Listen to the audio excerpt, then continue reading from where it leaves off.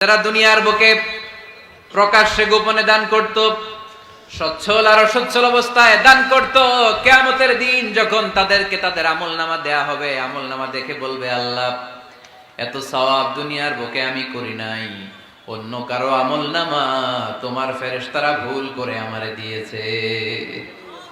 আল্লাহ এত আমলনামা তো আমি করি নাই, এত নেক কাজ কোত্থেকে আসলো, এটা আমার না, তোমার ফেরেশতারা ভুল করে আরেকজনেরটা গছাই দিছে আমারে। আল্লাহ বলবে, না, আমার ফেরেশতারা ভুল করে না। সুবহানাল্লাহ পড়েন। ফেরেশতারা কখনো ভুল করতে পারে না, এটা তোমারই আমলনামা, আমার আমলনামা, আমি তো এত সওয়াব করি নাই। আল্লাহ বললেন, তুমি যে ওই আমার খুশির জন্য দান করেছো, ওই ছোট্ট দানটাকে আমি বড় করে তোমার আমলনামায় ঢুকাই দিচ্ছি। আরো আস্তে কোন সুবহানাল্লাহ।